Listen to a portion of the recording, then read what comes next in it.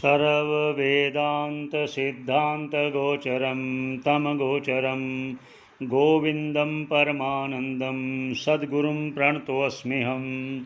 ओम शांति शांति शांति। जैसा कि हम लोग विवेक चूड़ामणि पर आधारित सरल व्याख्या का प्रयास कर रहे हैं, तो आज आगे शुरू करते हैं।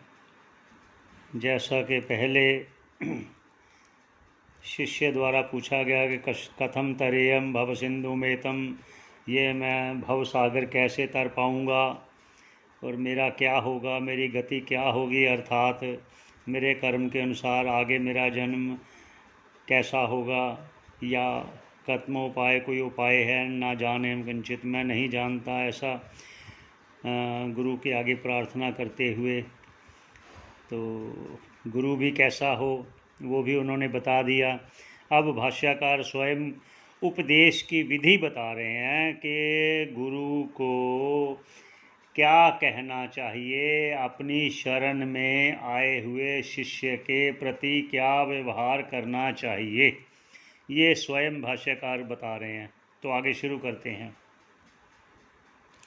तथा वदन्तं शरणागतं स्वं संसारदावानलतापतप्तं नरीक्ष्य कारुण्य रसाद्रदृष्टया ददाद्यादभीतिं सहसा महात्मा।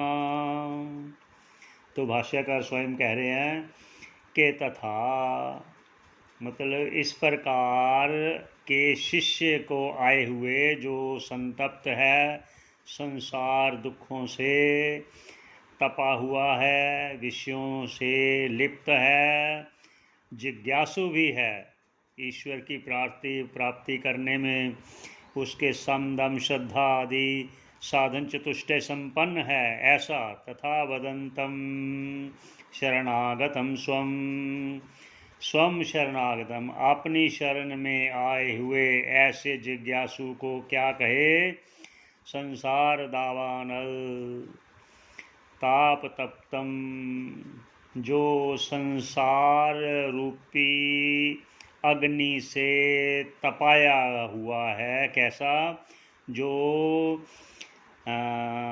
अपने विषयों से राग द्वेष से संतप्त है।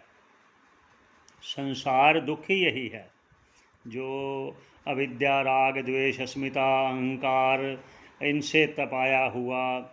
नारीक्ष्य, उन पर अपनी कारुण्य रसाद्र दृष्टया से, अपनी करुणा भई दृष्टि के द्वारा उसको पर दया दृष्टि करते हुए दद्यादभीतिम, उसको अभय प्रदान करे, सहसा महात्मा, उसको अपनी करुणामयी दृष्टि से सहसा आए हुए को अभय प्रदान करे, ताकि उसका श्रद्धा विश्वास भी कायम रहे। ये स्वयं भाष्यकार कहते हैं। आगे क्या कहते हैं, तो आगे क्या कहते हैं, विद्वान सतम तस्मा उपसत्तिम मीयुषे मुमुक्षवे साधु यथोक्तकारिणे प्रशांत चित्ताय शमान्विताय त्वत्तोपदेशं कृपयैव कुर्यात्। वो कहते हैं, ऐसे विद्वान जो गुरु की शरण आया है, वह गुरु के पास आए हुए उस शिष्य को, मुमुक्षु को, जो साधु स्वभाव वाला है, यथोक्त कारिणे, जो ऊपर शमदम श्रद्धा आदि से युक्त है, प्रशांत चित्ताय, वो आत्म विषय में लगा हुआ चित्त वाला है, शमान्विताय, शमदम आदि साधनों से युक्त है, तत्वोपदेशम कृपयैव कुर्यात्। तो ऐसे शिष्य को गुरु कृपा करके तत्वोपदेशम, तत्व का उपदेश करे, ये विधि बता रहे हैं भाष्यकार स्वयं कि उसको कैसा करना चाहिए, क्या करना चाहिए, क्या कहना चाहिए। तो आगे क्या कहते हैं, तो आगे भाष्यकार कहते हैं श्री गुरुरोवाच।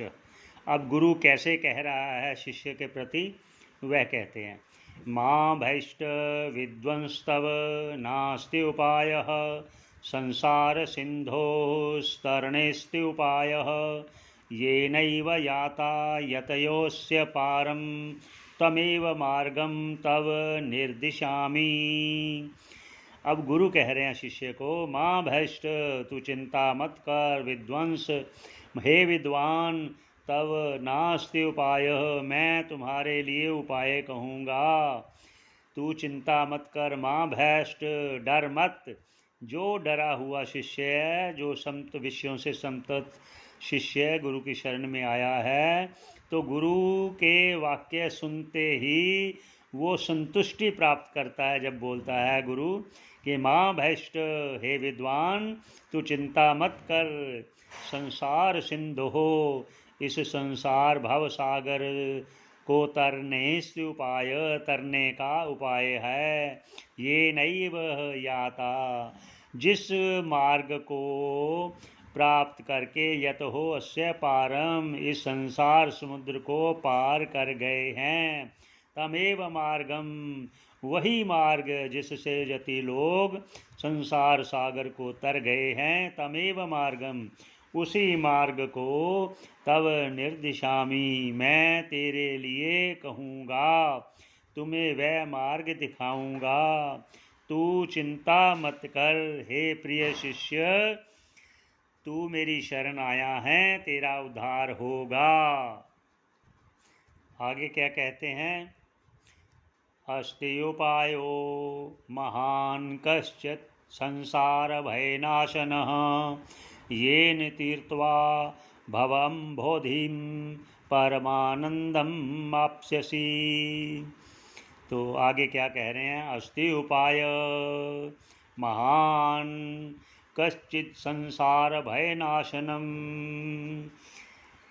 इस संसार रूपी भय का नाश करने के लिए एक महान उपाय है, क्योंकि संसार सागर ये भयंकर महान भीमाकार भव सागर है, इसको नाश करने का भी महान उपाय है। तू चिंता मत कर। येन तीर्थवा, येन जिससे के द्वारा तुम तीर्थवा पार कर जाओगे, भव अम्बोधिम, इस भव सागर को, परमानंदम आप्स्यसि, उस परमानंद को प्राप्त करेगा। उस परमानंद को प्राप्त करने के पश्चात तुम परमानंद रूप में स्थित हो जाओगे।